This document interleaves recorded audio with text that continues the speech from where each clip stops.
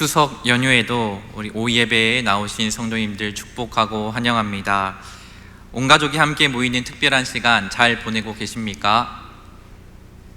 네, 물론 친지 가족도 친척도 가족이지만 여기 모인 우리도 한 가족임을 믿습니다. 에베소서 2장 19절에 이렇게 말씀합니다.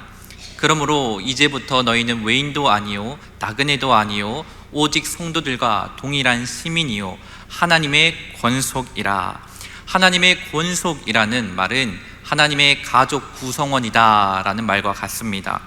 그러니 나와 당신과 또 우리가 하나님의 권속이 되었다는 것은 옆에 있는 성도님들이 나의 형제요 나의 자매요 나의 가족이 되었다는 말인 줄 믿습니다. 그러므로 우리가 양옆으로 이렇게 인사했으면 좋겠습니다. 우리는 가족입니다. 네. 아름다운 미소로 인사하시는 성도님들의 이 아름다운 표정이 추석 연휴 동안 계속 이어지기를 소망합니다. 그런데 사실 추석 명절에 이 사건 사고가 아주 많이 일어난다고 하는데요, 특별히 가정에서 발생하는 사건 사고가 엄청나다고 합니다.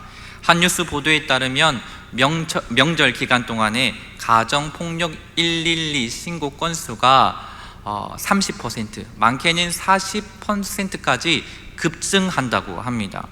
어쩌면 이번 추석 기간 동안 또 좀 슬픈 이야기가 또 뉴스에 나올지도 모르겠습니다. 그렇다면 우리들의 가정은 다 안녕하십니까? 명절 친척들이 다 모인 자리에서 속상하거나 서운하신 적은 없으십니까? 저는 딱 한 번 있습니다. 제가 7살 때 친척 형이랑 비디오 테이프 가게에 가서 비디오를 빌리는 그 순간이었습니다. 비디오를 고르고 있는데 형이 경민아 뭐뭐뭐라고 쓰여있는 거 그거 빼와 이렇게 하는 거예요. 저는 7살이니까 글을 모르니까 우물쭈물하니까 넌 6살이 돼서도 글을 모르냐? 이렇게 하더라고요. 그때의 감정은 지금도 선명합니다. 처음 만난 친척 형에게 인정받고 사랑받고 싶었는데 서운함만 남았습니다. 물론 지금은 서로 기도하는 사이지만요. 어쨌든 어린아이들도 이런 감정을 느끼는데 이 어른들은 어떨까 싶습니다. 사랑하려고 모였는데 서운한 것만 마음속에 두고 헤어지기 일쑤입니다. 성경에도 갈등을 겪는 가정이 있습니다. 아브라함은 믿음의 조상이었지만 이 하갈 문제로 굉장히 고생을 했죠. 그리고 자기 아내를 누이라고 속이면서 작은 문제를 아주 크게 만들기도 했습니다. 믿음의 조상이라고 불리는 이 아브라함의 가정에도 크고 작은 갈등들이 존재했습니다. 이삭은 어떻습니까? 리브가를 편애했죠. 리브가는요, 아들 둘이 원수지간이 되었습니다. 그녀의 잘못이 전혀 없다라고 말할 수 있을까요? 제사장 엘리는 자녀를 바로 잡지 않아서 하나님의 심판을 면할 수 없었습니다.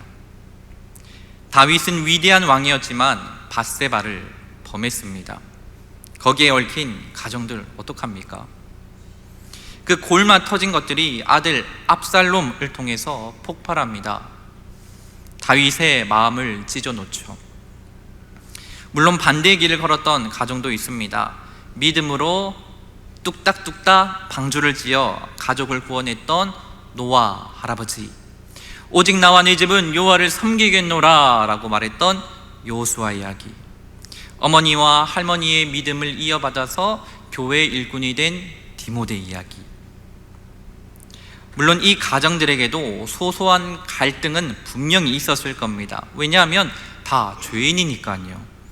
완벽한 가정은 없습니다. 그러나 가족 중 한 사람이라도 믿음으로 바로 서면 하나님께서 그 가정을 포기하지 않으실 줄 믿습니다. 때로는 진전 없어 보이고 더뎌 보이지만 포기하지 맙시다. 하나님은 믿음으로 예배 자리에 나오신 우리들을 통해서 가정이 회복되길 원하시는 줄 믿으시기 바랍니다. 그럼 오늘 본문을 한번 살펴봅시다. 오늘 본문은 이렇게 시작합니다. 21절입니다. 그리스도를 경외함으로 피차 복종하라. 여기서 말하는 복종은 군대 용어입니다. 질서 있게 서다, 바로 잡다, 자리를 이란 뜻입니다. 군대에 다녀오신 분들은 제식 훈련이라는 것을 아실 겁니다.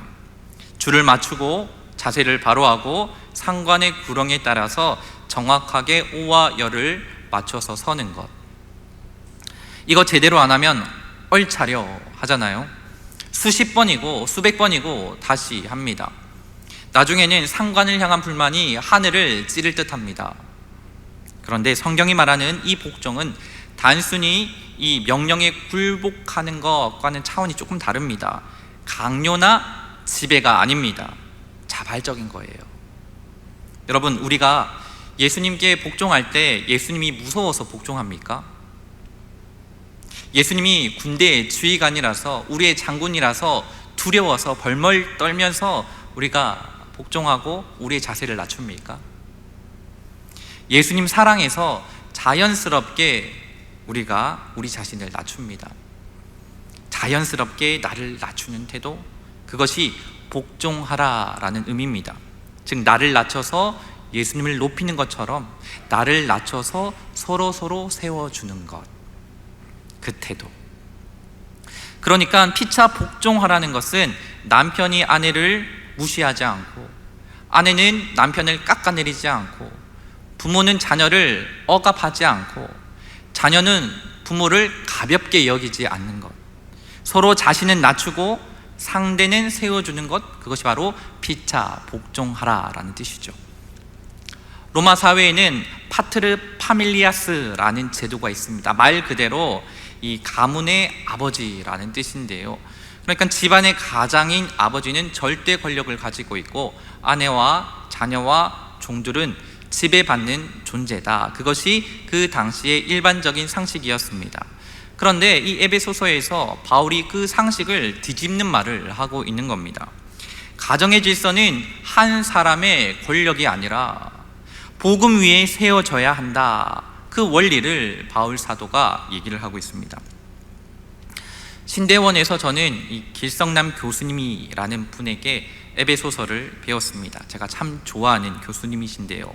그분이 쓴 에베소서 어떻게 읽을 것인가 라는 책에서 가정의 질서에 대해서 이렇게 말하고 있습니다. 에베소서의 가정 규범은 단순한 사회적 윤리가 아니라 복음이 만들어낸 새로운 질서다. 그리스도를 주로 모시는 믿음 안에서 가정이 새롭게 배열되는 것이다. 그런데 이렇게 새롭게 배열이 되면 어떤 일이 일어날까요? 제가 몇 년 전에 수요 기도회 때 소개한 적에 있는 인용문인데요. 이것이 진정한 기독교다. 저자의 로날드 사이던이 이렇게 말합니다. 오늘날 그리스도인의 4분의 1만이라도 다음 20년 동안 즐거운 결혼과 가정의 본을 보여준다면 그 파급 효과가 어떨지 상상해보라.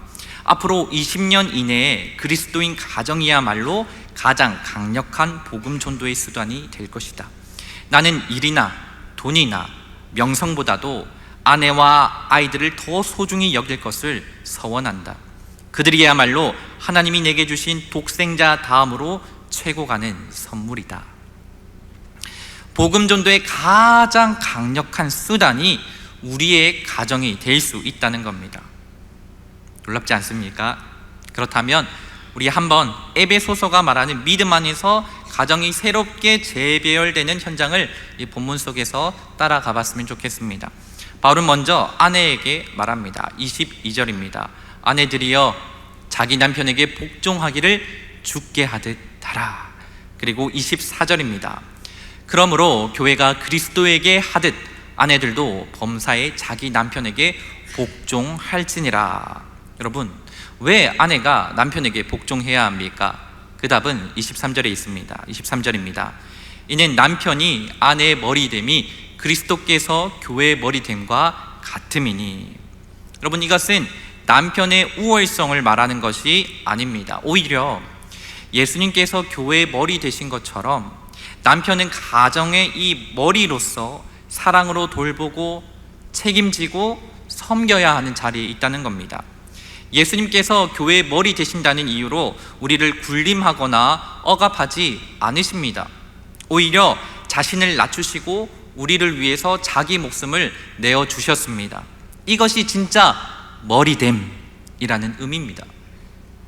남편이 연약한 아내를 사랑하고 온유하게 대해야 할 이유가 바로 여기에 있습니다. 더욱 분명한 것은 하나님께서 가정의 질서를 세우셨습니다. 그 질서 안에서 남편은 사랑으로 섬기고 아내는 주님께 하듯 남편을 존중하는 겁니다. 억지로 하는 것이 아니라 하나님이 세우신 이 질서를 인정하고 순종하는 겁니다. 그 태도를 하나님께서 기뻐하시고 원하시는 겁니다. 그래서 우리는 자녀들에게도 알려줘야 합니다. 가정의 머리는 아버지다. 가정의 머리는 아버지다. 그 머리됨은 사랑으로 섬기고 책임지는 자리다. 이것을 가르쳐 줘야 합니다. 그리고 가족 모두가 그 질서 안에 머물 때 하나님께서 기뻐하시는 가정이 될 수 있는 것입니다. 그런데 자기를 낮추고 남편을 세워주는 건 맞지만 사실 이 세워주는 것, 낮추어주는 것, 자기 낮추는 것, 사실 부부가 함께 해야 할 일입니다. 22절은 동서가 없는 불완전한 문장입니다. 그래서 21절에 피차 복종하라, 이 복종하라를 피차 복종하라는 말을 봤거든요. 그래서 서로 낮추고 서로 세워져라 라는 의미를 함께 받습니다. 이 놀라운 일을 어떻게 우리가 할까요? 가능할까요? 남편이 착하거나 아내가 지혜로우면 가능할까요? 성령 하나님의 도우심 없이는 불가능합니다. 얼마 전에 제가 인터넷에서 한 연예인의 간증을 짧은 이야기를 들은 적이 있습니다. 여자분인데 남편과는 도무지 함께하지 못하겠다. 이 남편 성질 안 된다. 비전도 없고 책임감도 없고 하나님 어떻게 해야 할까요? 기도하는데 하나님께서 불현듯 뭔가를 기억나게 하셨답니다. 결혼할 때 읽었던 서양문이 머릿속에 박히더래요. 나는 기쁠 때나 슬플 때나 건강할 때나 병들었을 때나 부유할 때나 가난할 때나 당신을 사랑하고 당신을 존중하며 평생토록 함께 하겠습니다. 어떤 순간에도 남편을 사랑하기로 존중하기로 하나님 앞에서 서약했던 것이 불현듯 생각나더라는 겁니다. 그리고 마음을 고쳐먹고 가정을 지켰다고 합니다. 저는 이것이 이분에게 있어서 하나님의 사역이었다고 믿습니다. 그런데 성령님의 도우심은 남편들에게도 마찬가지로 너무나 절실하게 필요합니다. 남편에게 주신 명령은 더 무겁기 때문입니다. 25절입니다. 남편들아 아내 사랑하기를 그리스도께서 교회를 사랑하시고 그 교회를 위하여 자신을 주심같이 하라. 어떻게 사랑하라고요? 예수님이 교회를 사랑하신 것처럼 예수님은 자신의 목숨을 내어주시기까지 교회를 사랑하셨습니다. 조건 없는 사랑, 희생적인 사랑, 누구를 위해서요? 저와 여러분, 우리들을 위해서요. 남편들도 아내를 이처럼 사랑하라. 그러므로 남편에게 요구되는 사랑은 예수님 안에서 우리 아내들을 더 빛나도록 돕는 그 사랑입니다. 예수님의 희생으로 우리가 새 사람 된 것처럼, 그리스도로 옷 입은 것처럼, 빛나는 것처럼 우리도 아내들을 빛나도록 돕는 사랑이 필요하다. 골로새서 3장 19절 이렇게 말합니다. 남편들아 아내를 사랑하며 괴롭게 하지 말라. 아내가 빛날 수 있도록, 행복할 수 있도록 내가 희생해야 할 것들을 찾는 겁니다. 그것이 남편에게 요구되는 겁니다. 마지막으로 자녀들과 부모님들에게 주시는 말씀도 우리가 읽었습니다. 6장 1절입니다. 자녀들아 주 안에서 너희 부모에게 순종하라. 이것이 옳으니라. 자녀 되시는 분들 아멘 해볼까요? 자녀들아 주 안에서 너희 부모에게 순종하라. 이것이 옳으니라. 2절에서 10계명을 인용하면서 이렇게 말합니다. 내 아버지와 어머니를 공경하라. 그리고 덧붙이죠. 이것은 약속 있는 첫 계명이다. 유치부 아이들의 9월달 지난달 암송 말씀이 5계명에 관한 말씀이었어요. 어찌나 잘 외우던지 아이들이 발음이 잘 안 되니까 너무 어리니까 반 이상의 아이들이 내 부모를 공격하라 이렇게 발음하기는 하지만 얼마나 사랑스러운지요. 가장 중요한 복된 말씀을 선포합니다. 골로새서에서는 자녀들아 모든 일에 부모에게 순종하라. 이는 주 안에서 기쁘게 하는 것이니라. 부모님께 순종한다는 것은 단순히 예의 차리는 것이 아닙니다. 하나님께서 세우신 권위를 인정하는 자녀들의 신앙 고백이 됩니다. 당연하고 마땅한 일을 하는 것 같지만 하나님은 그런 순종을 통해서 가정에 복을 흘려 보내시기를 기뻐하십니다. 부모님들에게는 이렇게 말씀합니다. 4절입니다. 또 아비들아 너희 자녀를 노엽게 하지 말고 오직 주의 교훈과 훈계로 양육하라. 자녀를 억압하거나 화내게 만들지 말라라는 뜻이죠. 지나친 간섭, 잔소리, 본인의 분에 못 이겨서 하는 처벌, 그 대신에 주님의 교훈과 훈계로 자녀를 세우는 것. 강조점은요, 주님의 교훈과 주님의 훈계. 내 방식이 아니라, 세상 방식이 아니라 하나님의 방식으로 자녀를 대하는 것. 이번 추석 우리도 한번 내 방식을 내려놓고 하나님의 방식으로 우리 자녀들을 대해봅시다. 올해 고3이지 성적 어때? 이제 시집 갈 때가 됐는데 언제 취직할 거야? 이건 내 방식입니다. 하나님의 방식은 다릅니다. 괜찮아, 하나님께서 너와 함께 하신다. 내가 너를 위해서 기도하고 있어. 너 사랑받는 거 알고 있지? 어쩜 이렇게 예쁘게 컸니? 그 한마디가 우리 자녀들의 마음을 살립니다. 주님의 방식으로 해봅시다. 이번 추석 우리 모두의 가정이 말씀 안에서 다시 세워지기를 바랍니다. 서로를 탓하기보다 축복의 말을 건네며 가정이 회복되는 은혜를 경험하기를 축복합니다. 혹 이 자리에 우리는 믿음의 가정이 아니야, 우리 가족은요 교회, 예수 전혀 관심 없습니다 라고 생각되시는 분 계십니까? 괜찮습니다. 하나님은 한 사람의 믿음을 통해서 일하십니다. 내가 하나님이 바라시는 그 한 사람이 되면요, 하나님은 나를 통해서 우리의 가정을 새롭게 하실 수 있습니다. 때로는 더뎌 보여도 하나님은 가정을 위한 우리의 기도를 듣고 계십니다. 이 믿음의 씨앗이 우리 모두의 가정에 심겨지길 소망합니다. 말씀을 정리하면서 이번 추석 우리가 기억해야 할 것은 이겁니다. 따라해 볼까요? 피차 복종하라. 피차 복종하라. 우리 가족 모두가 함께 들어야 할 하나님의 말씀이며 특별히 내가 들어야 할 말씀인 줄 믿습니다. 아무쪼록 이번 추석 우리의 가정이 예수님 안에서 다시 하나 되어서 서로를 품고 이해하고 축복하는 믿음의 가정, 사랑의 가정 다 되시기를 주님의 이름으로 축복합니다.